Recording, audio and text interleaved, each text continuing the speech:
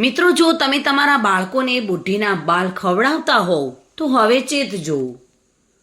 મેળો હોય, બજાર હોય, શહેર અને ગામડાની શેરીઓમાં કોટન કેન્ડી વેચતા અને તેને ખરીદીને ખાતા લોકોને જોયા હશે.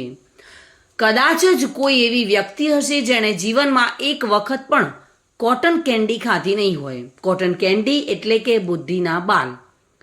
બુઢીના બાલ તો સૌરાષ્ટ્રના કેટલાક વિસ્તારમાં સૂતરફેણી તરીકે પણ ઓળખાય છે.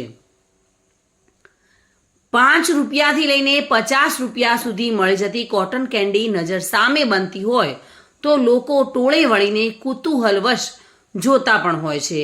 રંગ અને આકાર પણ એવો કે જોઈને મોંમાં પાણી આવી જાય. પણ આ કોટન કેન્ડીથી હવે સાવધાન થવાનો સમય આવી ગયો છે.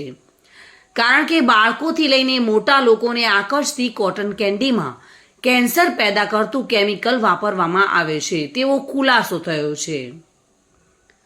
તાજેતરમાં ચેન્નઈના મરીન બીચ પરથી કોટન કેન્ડીના કેટલાક સેમ્પલ લેવામાં આવ્યા છે. ત્યારબાદ તેનું તમિલનાડુની સરકારી લેબમાં પરીક્ષણ કરવામાં આવ્યું હતું. આ પરીક્ષણમાં સામે આવ્યું હતું કે કોટન કેન્ડીમાં કાપડ અને ચામડાને રંગવા માટે ઉપયોગમાં લેવાતા કેમિકલ રોડામાઇન બીની ભેળસેળ કરવામાં આવે છે. રોડામાઇન બી માનવ શરીર માટે ખૂબ જ હાનિકારક છે. એટલે રિપોર્ટ આવતા જ તમિલનાડુ સરકારે કોટન કેન્ડીના વેચાણ પર પ્રતિબંધ મૂકી દીધો છે. આ અગાઉ પોંડિચેરીએ પણ કોટન કેન્ડી પર પ્રતિબંધ લાદ્યો છે. કોટન કેન્ડી બનાવવા માટે ખાસ પ્રકારનું મશીન આવે છે જેની સાથે એક હેન્ડલ લાગેલું હોય છે. હેન્ડલને હાથથી ફેરવતા તેની અંદરની ડીશ ગોળ ગોળ ફર્યા કરે છે. આ સમયે ડીશની વચ્ચેના ભાગમાં ઘરમાં વપરાય છે એ જ ખાંડ નાખવામાં આવે છે. આ ખાંડની સાથે જ તેમાં કલર પણ ઉમેરવામાં આવે છે.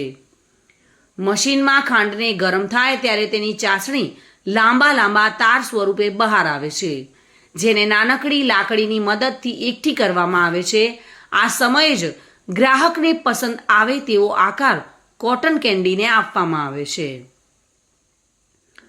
કોટન કેન્ડી એ સુગર કાર્બોહાઈડ્રેટ વસ્તુ છે જેમાં રંગ નાખવામાં આવે છે. જો આ રંગ ખાદ્ય હોત તો વાંધો નથી. આ વસ્તુ ફૂડ કેટેગરીમાં આવે છે. આમ તો કોટન કેન્ડી મોટા કારખાનામાં નથી બનતી પરંતુ સ્થાનિક ધોરણે ઉત્પાદન થઈને વેચાતી હોય છે. એટલે ફિલ્ડ સ્ટાફ દ્વારા આ બધી જ જગ્યાએથી તેના સેમ્પલ લેવામાં આવી રહ્યા છે. તો જો હવે તમે બુઢીના બાલ ખાતા હોવ અથવા તમારા બાળકોને ખવડાવતા હોવ તો જરૂરથી ચેતી જજો. કારણ કે આ ધીમું ઝેર જેના કારણે કેન્સર પણ થઈ શકે છે. Reena Parmar, today news, Gujarati.